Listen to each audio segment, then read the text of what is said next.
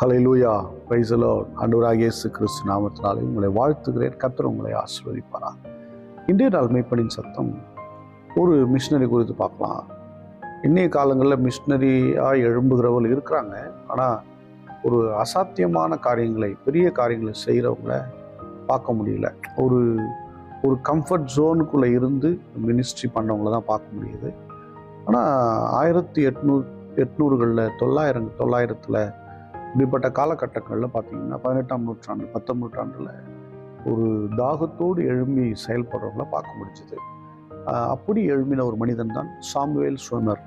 அவர் நல்ல ஒரு ஆவிக்குரிய முறைமையின்படி வளர்க்கப்பட்ட ஒரு தேவனுடைய பிள்ளை, மிஷினரி தாகம் உடையவர். எப்படி இவருக்குள்ள இந்த மிஷினரி தாகம் வந்துச்சுன்னா, நெல்லி ஸ்வேமர் அப்படிங்கிற அவருடைய சகோதரி சைனா தேசத்தில் 40 வருடமாக மிஷினரி பண்ணி செஞ்சுருக்கிறாங்க. அங்கே கேள்விப்படுகிற சம்பவங்கள், அங்கே நடக்கிற கர்த்தர் கிரியை செய்கிற கிரியைகள், இதெல்லாம் பார்த்து அவர் நாளுக்கு நாள் கர்த்தருக்குள்ளே வளர ஆரம்பித்தார். மிஷினரி தாகம் இருந்தது.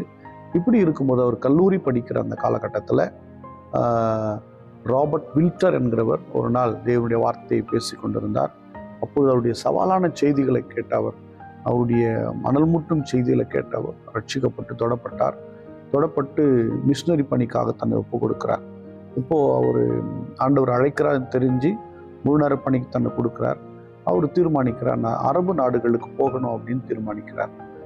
யாராவது மிஷினரி ஹெல்ப் பண்ணுவாங்க அப்படின்னு போனால் ஒருத்தர் கூட அவங்களுக்கு உதவி செய்வதற்கு முன்னாடி வரல. ஆமாம் இல்லையா?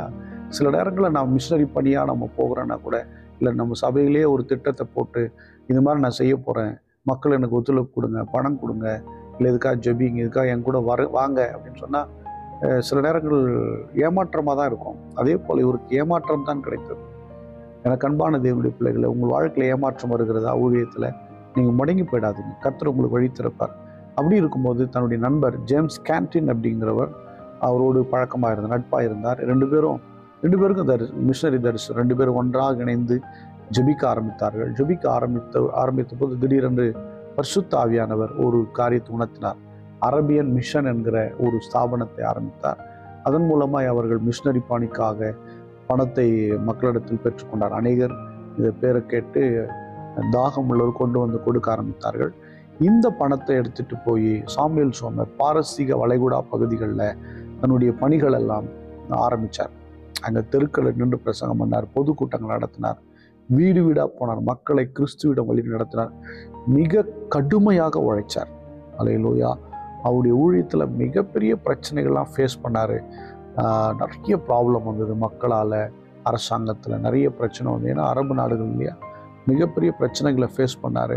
ஆனாலும் அவர் ஒருபோதும் அவர் என்ன பண்ணலை, சோர்ந்து போகலை.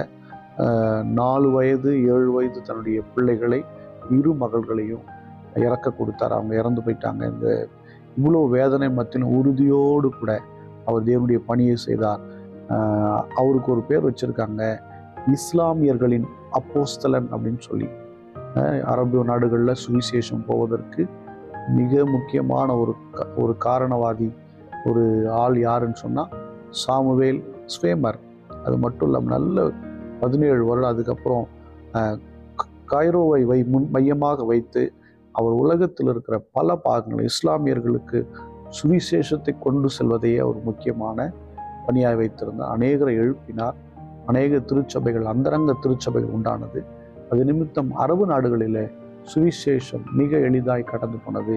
மிக பாடுகளை பட்டார். ஆனாலும் அந்த பாடுகள், கஷ்டங்கள், இன்னல்கள் மத்தியில் சாமுவேல் ஷோமர் மிக அழகாக சுவிசேஷத்தை கொண்டு சென்றார்.